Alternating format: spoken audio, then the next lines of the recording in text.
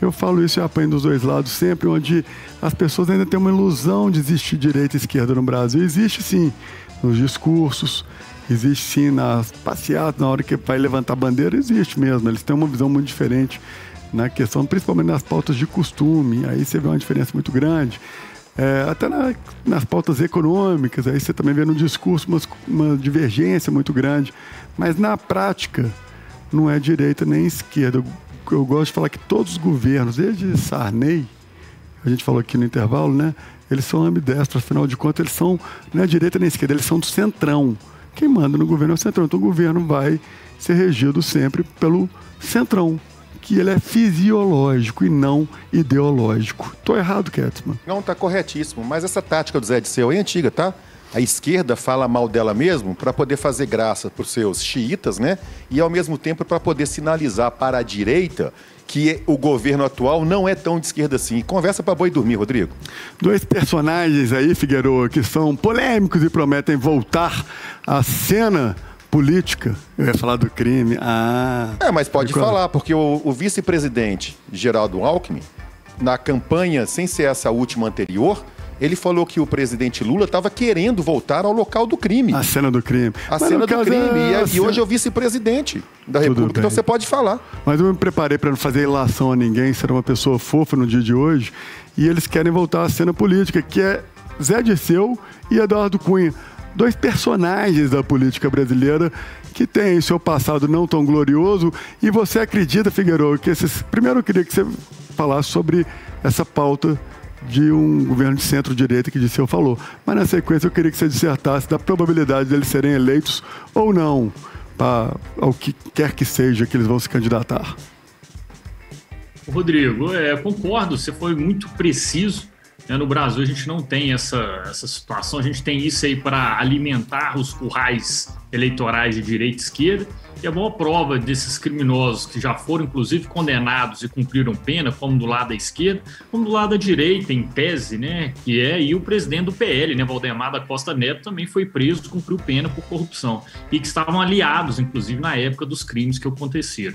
Agora, sobre essa situação deles voltarem, né, a serem candidatos, a gente sabe que eles têm esse interesse de manter a sua figura política para continuar fazendo, né, toda a sua política com esses currais eleitorais de cada canto desse Brasil que a gente conhece. São as bandeirinhas que levantam para fazer sua massa de manobra mais feliz.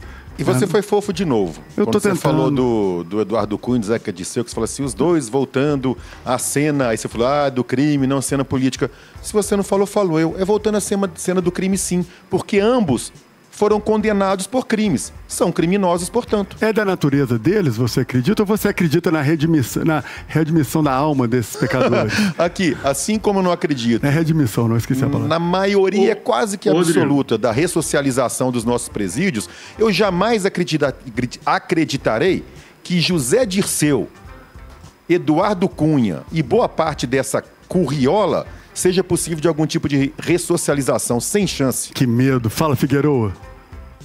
Rodrigo, só lembrando, né, o Eduardo Cunha está lá no Congresso, né, ele não foi eleito, mas todo mundo sabe, isso já foi noticiado, que ele atua por meio do gabinete da sua filha, inclusive ele que foi um dos caras que lideraram para a liberação do brasão, né, naquela votação que teve lá no Conselho na Comissão, né, de Constituição e Justiça.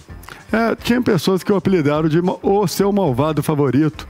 Afinal de contas, ele fazia todo aqueles desvios de finalidade, mas no final do dia foi o grande responsável pelo impeachment da Dilma, e aqueles que estavam apoiando o impeachment da Dilma se sentiram aí honrados, viram que ele estava se redimindo dos seus pecados, até redimiram ele dos seus pecados por ele ter prestado esse bom serviço ao país que algumas pessoas afirmavam, e eu repito, já fui criticado aqui uma vez e serei novamente, eu sou contrário ao impeachment de presidente por falta de gestão, por questões que não sejam um crime crasso. Colocou lá, vai até o final e deixa arder. É a minha opinião. Que naquela época, né, havia pelo menos o entendimento, inclusive o entendimento legal, de que havia sido cometido um crime, né? Uma pedalada fiscal. Uma pedalada fiscal. Mas os outros também fizeram a mesma coisa. Beleza, mas os outros não tiveram suporte político para não serem acusados e terem sido vítimas, né? A palavra vítimas talvez seja forçada aqui, mas tiveram sido alvos de um impeachment. No caso da ex-presidente Dilma, ela não teve o suporte político para garantir que ela não fosse alvo de um impeachment. E como impeachment, todo mundo sabe, é um processo político, Rodrigo. Ele ocorre no Congresso Nacional, e daí eu entendo a sua posição, mas eu acho que o processo de impeachment é válido e legítimo, sim. E naquele caso, então, nos livrou de um desastre, né? No tempo que ela ficou...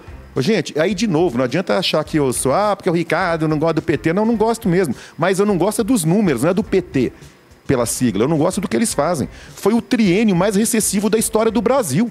Foi a maior recessão de um país em não guerra da história do Ocidente, Rodrigo. Mas pra que precisa de guerra? Se a gente já tem esses políticos aqui no Brasil, não dá pra ter tudo, né, gente? Vamos ter só um tipo de desgraça.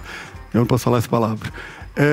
Figueiredo, você acha que Eduardo Cunha, pelo fato de ter livrado o país da Dilma, para alguns, ele tem os seus pecados colocados aí de lado, e aí talvez por esse motivo ele tenha uma força eleitoral ainda por conta desse feito? Ou você acredita que as pessoas, o carioca... Eu quero formular bem minha pergunta, calma.